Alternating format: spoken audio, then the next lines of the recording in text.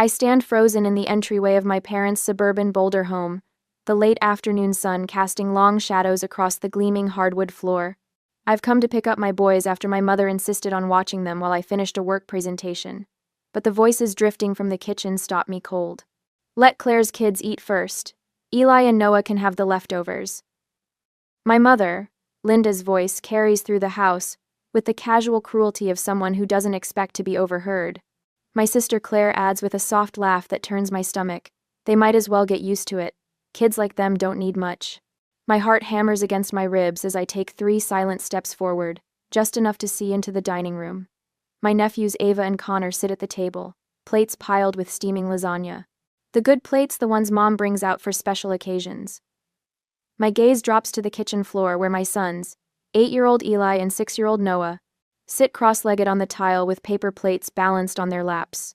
Cold sandwiches, not even cut diagonally the way they like. My father Gerald glances up from his recliner, newspaper lowered just enough to see over the top. They need to learn their place in this world. Time seems to freeze. The room compresses around me, oxygen suddenly scarce. I watch my boys, heads bent over their paper plates, shoulders hunched in a posture I recognize now as shame. How many times have they sat like this while I was working? How many times have I missed the signs? My hands begin to tremble, rage building like a physical force in my chest. Boys, I say, my voice barely above a whisper, get your backpacks. 5 heads snap in my direction. My mother's face transforms instantly, her mouth curving into a bright, false smile. Oh, we didn't hear you come in. Claire straightens the silverware beside her plate with precise movements, not quite meeting my eyes. The boys said they preferred sandwiches. The lie hangs between us. Eli looks up at me, his dark eyes so much like Malcolm's holding mine. No words needed.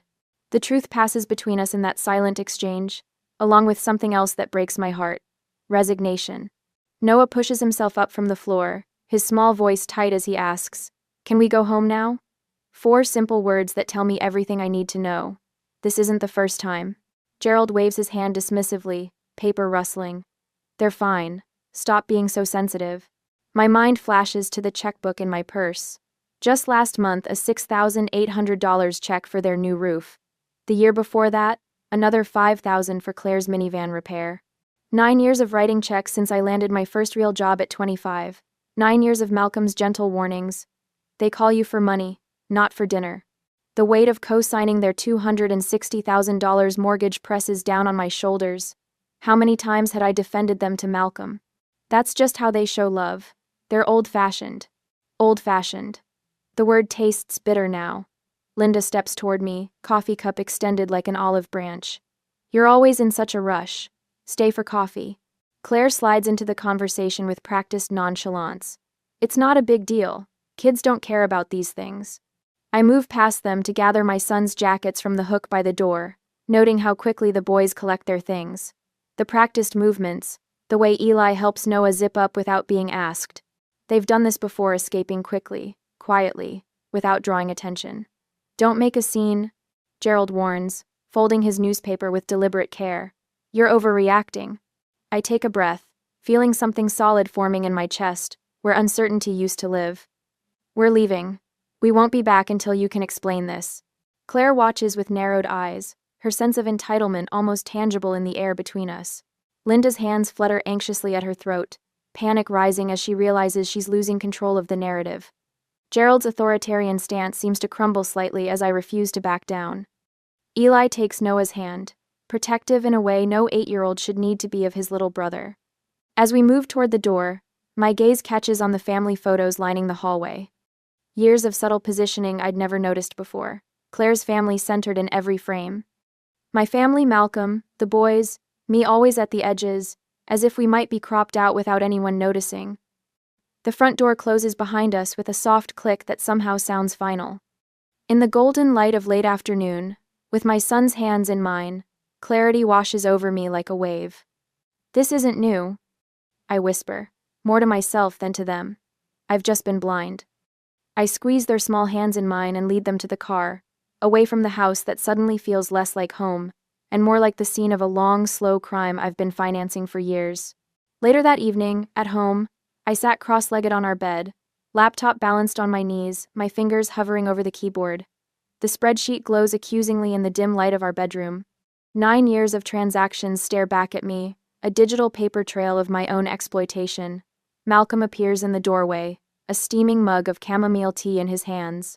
He says nothing, just places it on my nightstand and watches my face. The slight furrow between his brows tells me he's worried but won't push. Not yet.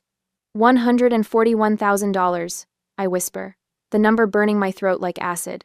9 years of family emergencies and temporary help. Malcolm sits beside me, the mattress dipping slightly under his weight. His silence is a courtesy I don't deserve after years of dismissing his concerns. I open another document, this one created in the 4 hours since we left my parents' house. A list of occasions when my family refused to help us. My emergency gallbladder surgery 3 years ago when Mom claimed they were too busy to watch the boys. Our move to the new house when Dad's back suddenly acted up. Eli's overnight hospital stay for pneumonia when Claire was worried her kids might catch something. My phone buzzes. A text from my mother. "You're being dramatic. Come back tomorrow." Malcolm's hand finds mine, his touch warm against my cold fingers. "Jacqueline," he says softly, "they've never invited us for Christmas morning. Always afternoon." The simple observation crashes through me like a wrecking ball. Every Christmas for 8 years always told to come after presents because morning is our special family time. I'd never questioned why Claire's family was included in that special family time, while we weren't. I scroll through my voicemail history. Gerald's messages follow a pattern. Friendly greetings, quick personal questions, then the inevitable request. "Sweetheart, the property taxes went up again. Just a small bump in our support would help tremendously." Support, as if I owed them a lifetime of financial servitude for raising me. Texts from Claire reveal a pattern I'd willfully ignored for years. References to those boys instead of their names. Constant comments about their appearance. "Noah's hair is getting so ethnic. Have you considered straightening it?" Cancellations when our families were supposed to meet, always with transparent excuses. Then there's Linda, caught between her husband's demands and occasional flashes of conscience. Her messages swing wildly between guilt trips and rare moments of genuine affection, the inconsistency designed to keep me off balance and compliant. But what turns my stomach cold is discovering Gerald's name still listed as the emergency contact at the boys' school, a form I thought I'd updated months ago. Claire's position as PTA secretary suddenly takes on new meaning. She's had access to school forms all along. I close my laptop around midnight, but sleep refuses to come. At 2 a.m, I find myself standing in the doorway of my son's room, watching their peaceful breathing in the glow of Noah's turtle nightlight. "They don't love my children the way they should," I whisper to the darkness. A truth so obvious now that I wonder how I missed it for so long. I move through our home with quiet purpose, taking down framed photos from the hallway wall. In one, taken at Eli's kindergarten graduation, Claire's children stand front and center while mine are partially cut off at the edge. Another from last Thanksgiving shows Noah reaching for a dinner roll while my father's hand blocks him, the gesture captured accidentally but speaking volumes. Malcolm finds me replacing these photos with ones of just our family camping trips, beach vacations, backyard barbecues, where the boys' smiles reach their eyes. "It's time to protect our boys," he says, taking a tarnished silver frame from my hands. "They deserve better." Tears slide down my cheeks, but something has changed. The suffocating guilt that's driven me for years transforms into something harder, something with edges sharp enough to cut through the tangle of obligations I've wrapped around myself. "I've been financing my children's rejection," I say, the words hanging between us like a confession. The next morning, I call Sarah, my best friend since college. "I need to tell you what happened," I begin, my voice steadier than I expected. After I finish, the line goes quiet for so long I check to make sure we're still connected. "I've seen it for years," Sarah finally says. "I didn't know how to tell you." Those simple words, the validation that I'm not crazy, not overreacting, break something loose inside me. Within hours, support materializes from places I hadn't thought to look. Malcolm's parents offering immediate assistance without questions. My coworker Taylor sharing resources about racial bias in families. My boss granting personal days with a knowing look that suggests she understands more than I've ever shared. By evening, I've made the first concrete steps: cancellation of the automatic monthly transfers to my parents, a call to the mortgage company to begin the process of removing my name, instructions to the bank, restricting any new credit extensions under my name, the closing of the family emergency fund account I've maintained for nearly a decade. Each action brings a hollow victory, the satisfaction of reclaiming control undercut by the reality of what necessitated these measures. My body registers the stress in ways my mind can't yet process: tension, headaches that start at the base of my skull, sleeplessness that leaves me staring at the ceiling, anxiety that manifests as a constant tightness in my chest. But beneath the physical discomfort lies something unfamiliar, the solid foundation of a boundary, long overdue and finally taking shape. 2 days later, I stare at my phone as my father's voicemail plays for the third time. His voice booms through the speaker, filling my kitchen with the familiar mix of authority and expectation. "Jacqueline, there's a banking error. The transfer didn't go through. Call me back immediately." No error exists, just my deliberate choice to stop the automatic monthly payment that's drained my account for years. My thumb hovers over the delete button, but instead, I save it. Evidence. The phone vibrates again. My mother. Her fourth call today. I let it ring through to voicemail, already knowing what message awaits. Linda's voice trembles when she speaks, a calculated tremor that once would have sent me rushing to fix whatever problem she claimed to have. "Sweetheart, please call us back. The mortgage payment is due next week. We'll lose the house if you don't help. How could you do this to us?" Malcolm watches me from across the kitchen counter, his expression careful. "You okay?" I take a deep breath, rehearsing the response I've practiced with my therapist. "No error, Dad. Just boundaries." The words taste strange but satisfying, like a food I've avoided for years only to discover I love it. "I'm better than okay," I tell Malcolm, surprising myself with how true it feels. The doorbell rings, and Noah races in from the living room. "I'll get it." "Wait," I call, but he's already turning the lock. The door swings open to reveal Claire standing on our porch, her expression a perfect mask of sisterly concern. My stomach tightens. "Auntie Claire," Noah exclaims, genuine delight in his voice that makes my heart ache. He doesn't understand yet. Claire steps inside without waiting for an invitation. "Jacqueline, we need to talk. This has gone far enough." "Noah, please go finish your homework with Eli," I say, keeping my voice level.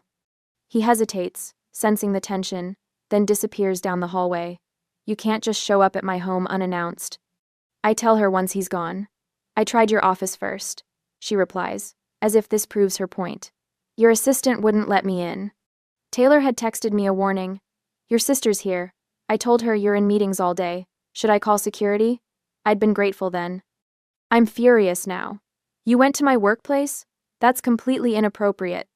Claire waves away my objection. "Family comes first, Jacqueline. You used to understand that." The bitter laugh escapes before I can stop it. "Family comes first? Is that why my sons were eating sandwiches on the kitchen floor while your kids had lasagna at the table?" Her face flushes. "You're still being dramatic about that," Mom explained. "Get out," I say quietly.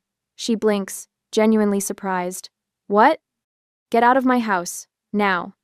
Malcolm appears beside me, solid and steady. "You heard her, Claire. It's time for you to leave." After she storms out, the house feels suddenly lighter. Malcolm orders pizza for dinner, something we rarely do on weeknights. We eat around the coffee table, watching a movie the boys choose. Eli and Noah laugh more freely than I've heard in months, their shoulders relaxed, their smiles reaching their eyes. Later, after the boys are in bed, Malcolm finds me at the kitchen table, scrolling through dozens of missed calls and messages. Uncle Robert asking why I've abandoned the family. Cousin Jennifer wondering if I'm having a mental health episode. A notification from the community Facebook group, where someone has anonymously questioned my family values.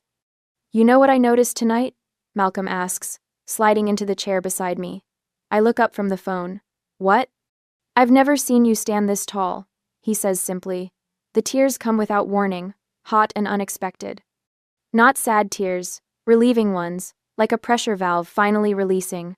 "I was never the problem," I whisper, the realization crystallizing.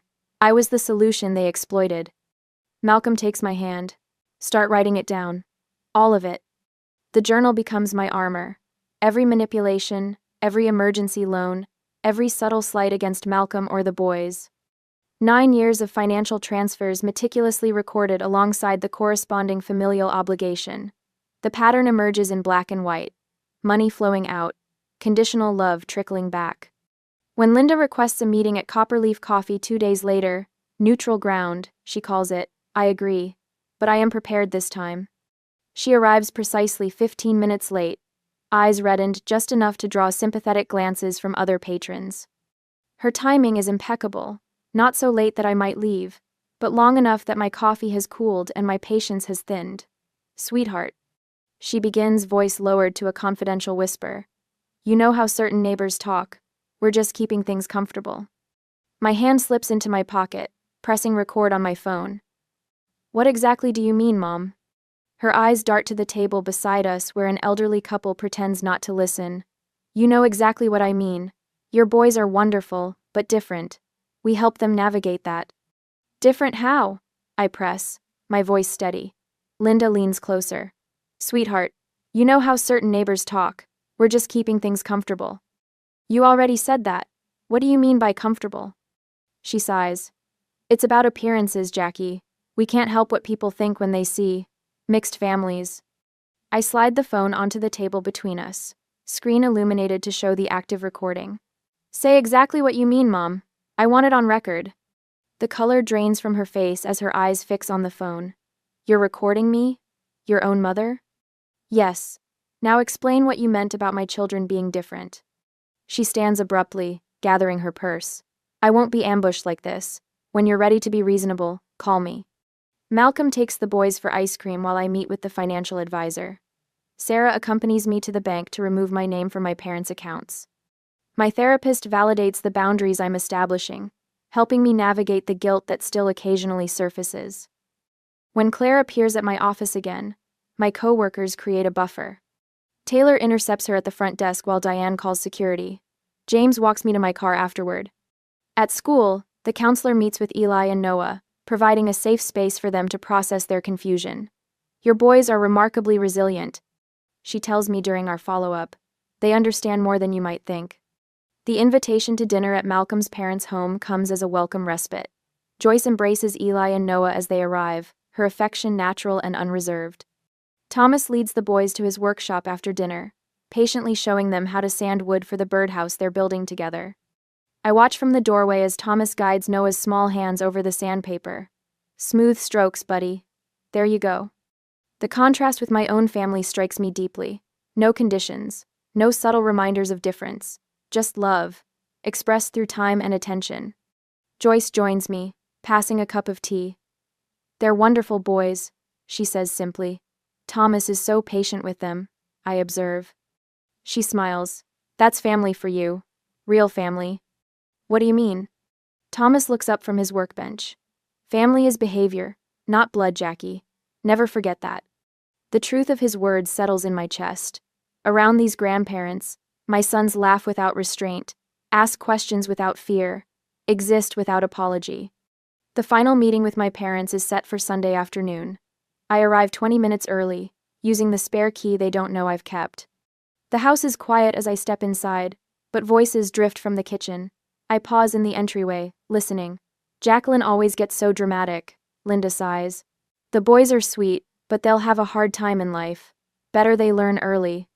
At least she always comes back with money, Claire responds, her voice matter of fact. She's our safety net. My father's reply freezes my blood. The mixed ones will always be a little different. It's just reality. My fingers find my phone automatically, opening the recording app as I step into view. 3 heads turn toward me, expressions shifting from surprise to calculated welcome. I press record and hold up the phone where they can all see it.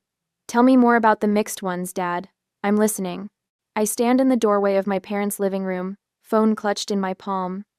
Gerald, Linda, and Claire freeze like deer caught in headlights. I heard everything, and I recorded it. I repeat. My voice comes out steadier than I feel. Gerald recovers first, his face morphing from shock to dismissal. You misunderstood what we were saying, Jackie.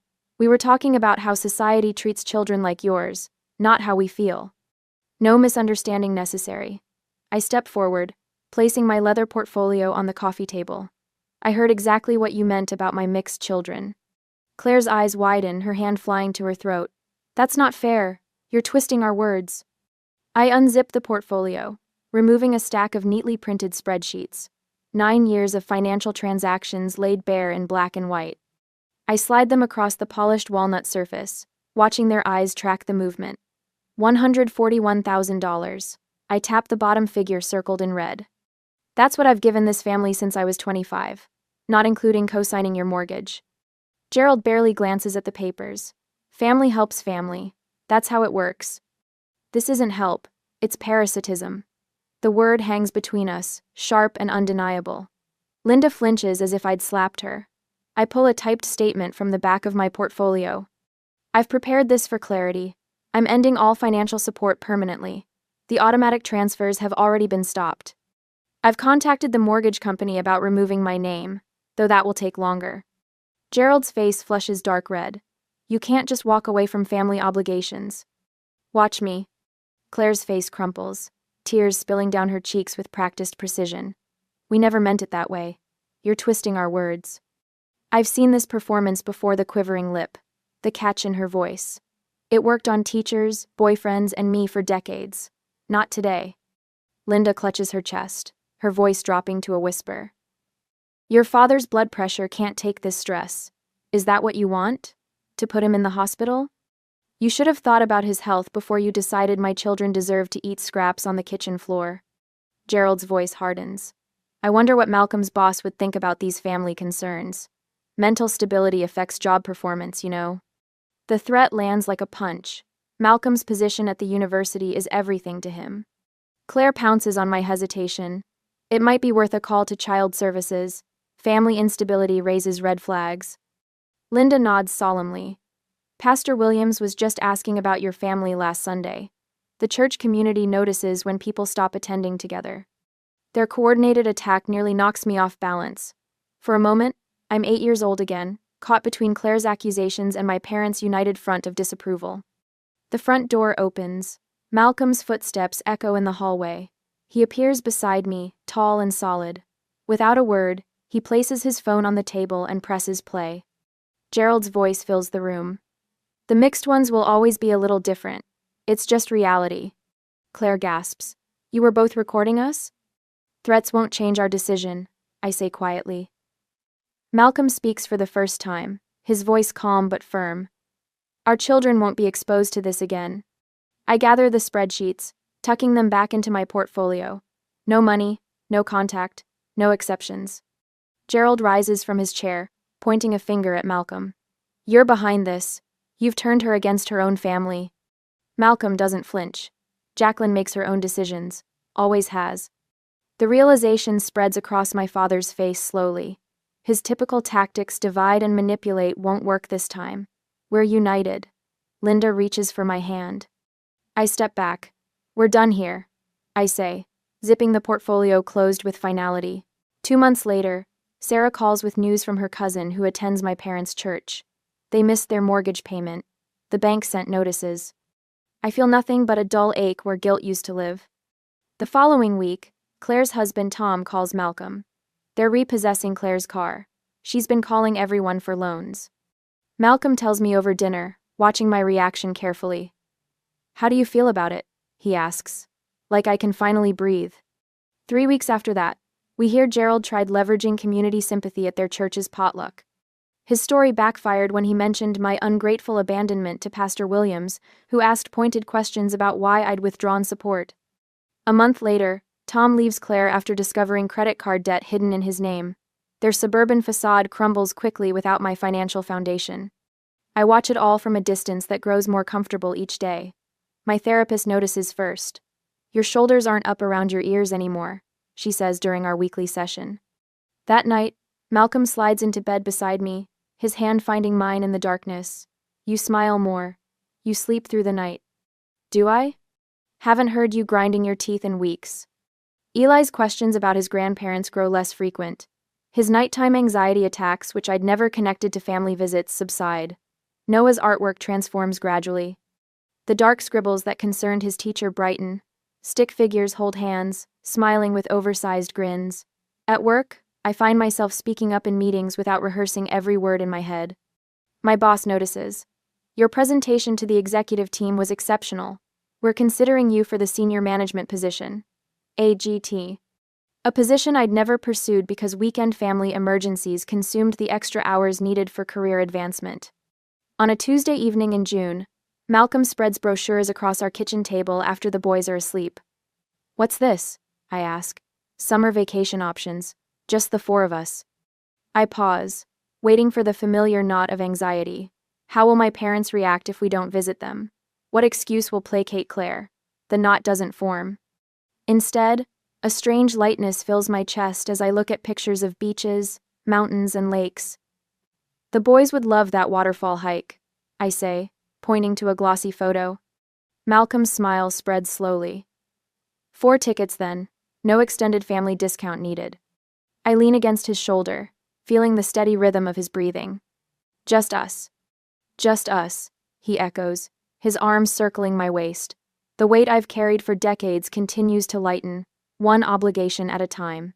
I slam the phone down harder than intended, my hand trembling. 5 months since I cut financial ties with my parents, and the calls keep coming.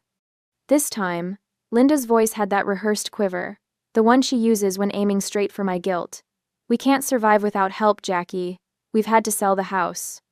The image of their sprawling suburban home, the one I co-signed for, flashes in my mind, now replaced by a 2-bedroom apartment across town, according to Mom.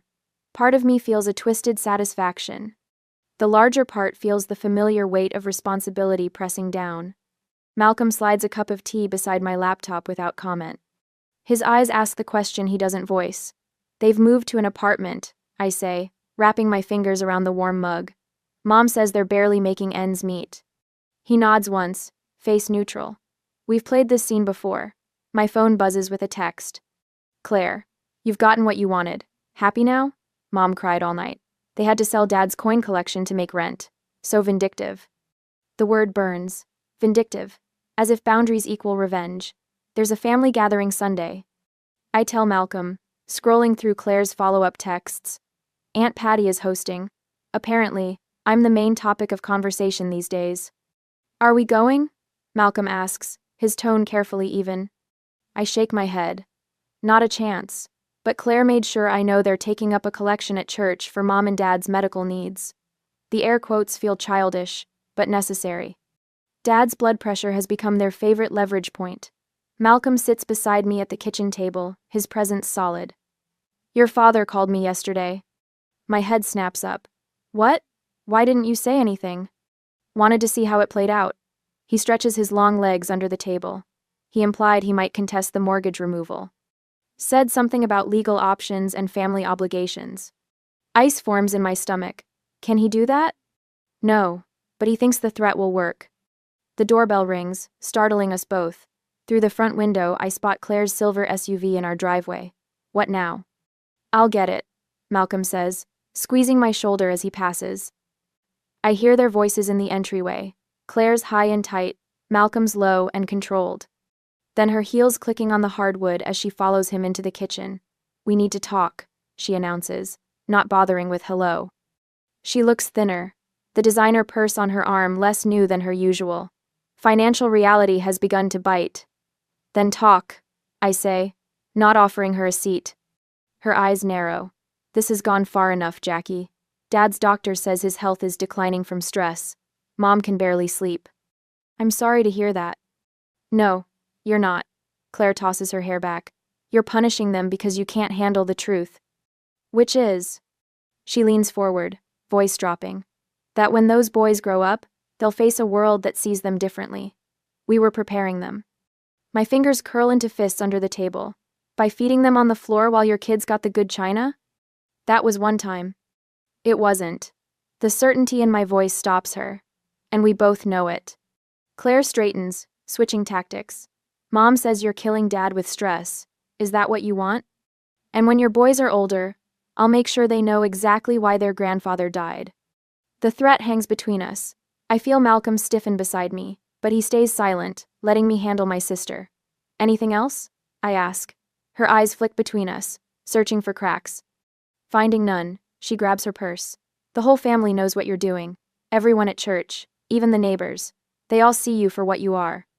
After she leaves, the pressure to give in just this once, just a little money to help them through, nearly overwhelms me. The familiar role of fixer beckons like an old addiction. Malcolm's hand covers mine. They survived before you. They'll survive now. I nod, though the words feel hollow against 20 years of conditioning.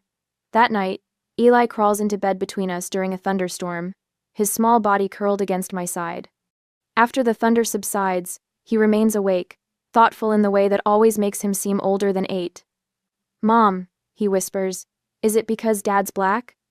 The question knocks the air from my lungs. In the dim glow of the nightlight, I see Malcolm freeze on the other side of the bed, eyes open but unreadable. "Why do you ask that, honey?" I manage. Eli picks at a loose thread on the comforter.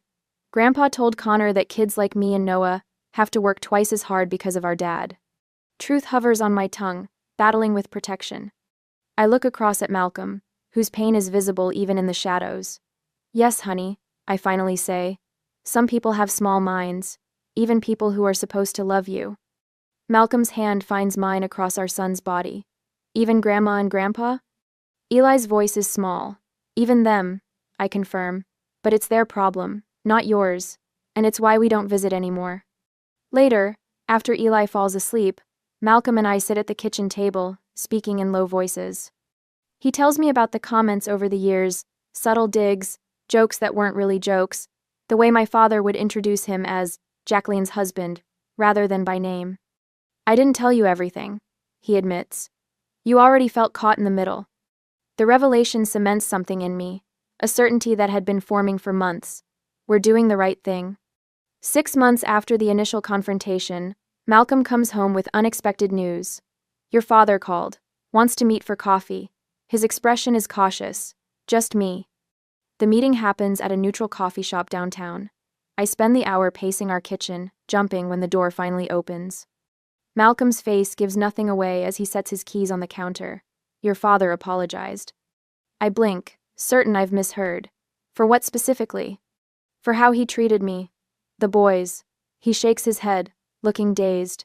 Said he's been doing a lot of thinking since they downsized. Realized some things about himself he's not proud of. The next day, Linda calls, her voice lacking the usual manipulation. "We'd like to try family counseling. All of us. We were wrong, Jackie. We want to rebuild, not for money, for family." The familiar skepticism rises. "The money isn't coming back," I say firmly. "Love my children or stay away. Those are the only terms." "I understand," she says, and for once, I think she might. In the months that follow, my journal of incidents becomes a healing tool in our family counseling sessions. The financial records showing the exploitation pattern remain in a folder on my desk protection, not ammunition. The recordings documenting their racism stay on my phone, unplayed but preserved. Gerald joins a local unconscious bias group, his participation shocking everyone, including himself. Linda cries during our 3rd session, a raw, ugly crying I've never seen from my always composed mother. "I was raised with these beliefs," she admits. "I want to be better." Claire's progress comes more slowly. She attends the sessions but speaks little, her defense is higher. Yet by the 3rd month, even she begins to acknowledge the harm done. We meet for dinner at a moderately priced restaurant to mark 3 months of counseling. For the first time in my adult life, everyone pays their own bill. No subtle looks in my direction when the check arrives. No convenient trips to the restroom as the server approaches. Watching my father explain the rules of baseball to Noah across the table, I realize the power dynamics have permanently altered. Not through revenge, as Claire once accused, but through truth, through boundaries that should have been established years ago. As we leave, Linda touches my arm. "Thank you for giving us another chance." I nod, not quite ready to forgive completely, but acknowledging the journey. "It's not for me," I tell her, watching my sons walk ahead with their grandfather. "It's for them. They deserve grandparents who see them, all of them." She follows my gaze, something new in her eyes, something that looks remarkably like understanding. I lean back in my chair at Riverside Grill, a modest restaurant with warm lighting and the faint scent of rosemary in the air. 1 year has passed since that day in my parents' kitchen, the day everything changed. Now, my gaze travels across the table where Gerald listens with genuine interest as Eli describes his latest art project. "So then, I mixed the blue and yellow," Eli explains, his hands moving animatedly. And my teacher said my trees looked just like the real ones outside our window. Gerald nods, his eyes crinkling at the corners. That's talent, buddy. Maybe you could show me how to paint trees sometime? The question holds no hidden agenda, no conditional approval, just a grandfather who wants to share his grandson's passion. Beside them, Linda leans toward Noah, peppering him with questions about his baseball season. And you caught that fly ball? Right at the fence? Noah beams, spine straight with pride instead of tension. Coach says I have a good eye for tracking the ball. At the kids' table nearby, Claire's children and my boys trade jokes and French fries with easy camaraderie. No hierarchy, no subtle positioning, just cousins enjoying each other's company. The setting mirrors that first dinner almost exactly, family gathered around food, yet everything has changed. Noah shares his science project award without searching our faces for validation. Eli tells stories without that nervous glance I used to know so well, checking if anyone was really listening. Gerald turns to Malcolm. How's that new project coming along? The Sustainable Housing Initiative? Malcolm explains, and Gerald asks follow-up questions that show he's been paying attention all these months. Linda divides her attention equally between all 4 grandchildren, helping Connor with his napkin one moment and praising Noah's drawing the next. Claire catches my eye across the table.